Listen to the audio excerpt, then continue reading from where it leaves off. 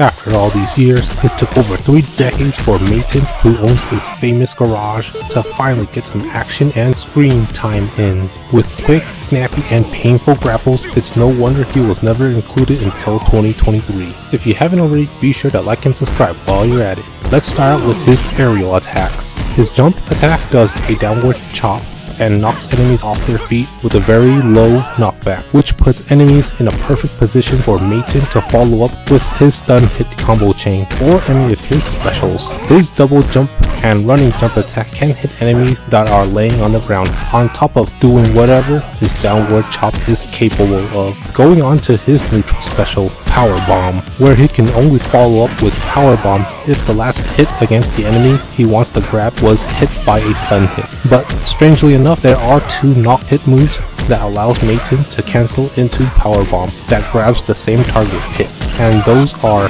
his single jump, double jump, and running jump aerial attacks. He can follow up with his side special, running attack, and running jump attack if the enemy is not finished off by Power Bomb to continue the offense. Like all other grab specials in the game, Matin is invincible while doing Power Bomb. Next, side special, Charging Shield, does up to 6 hits, 5 stun hits from his shield and 1 knock hit from his uppercut. While his shield is up, he gains super armor against stun hits and can knock enemies up that are laying on the ground. As with most multi-hit moves, it's best to hit enemies that are standing on the ground. He can also follow up with his neutral special during the shield portion as well. Before doing Charging Shield, he can do aftershock damage when attacking with his aerials and running attack first. Matin's last hit in Charging Shield is a knock hit that has a very low knockback, allowing Matin to follow up with his stun hit combo chain, aerial attack, and his up special. The uppercut also has a sour spot that does 8 damage. When doing Charging Shield, hitting 2 different enemies on 2 different frames is the key to getting that sour spot damage in. Lastly,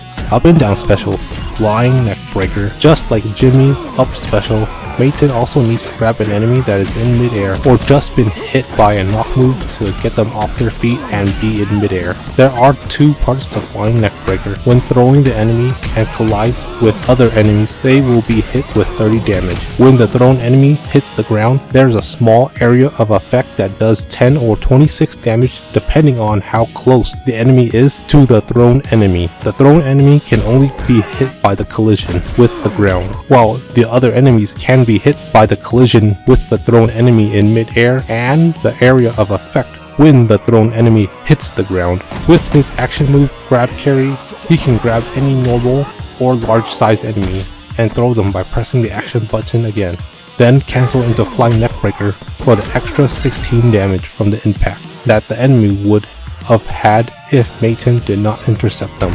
He can also follow up with his side special if near a corner to catch the enemy. Here are some flashy combos that can be done on enemies that can get stunned by normal attacks.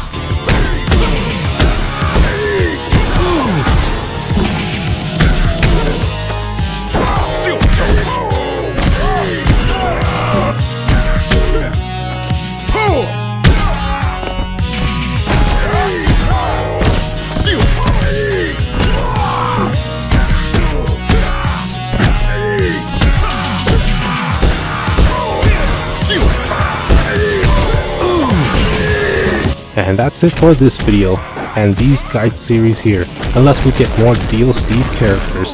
Thank you all for keeping up and watching them. It means a lot to me. As for what is next for Double Dragon Gaiden, there are some ideas floating around like tag team combo exhibitions and playing survival mode without losing on purpose. On my radar, I am looking forward to River City Girls 2 Double Dragon DLC. Sadly, it's not Bimmy and Jammy. Or I may also try out another beat 'em up game that allows for creative combo potential. I am also open to ideas and recommendations. See you all in the near future.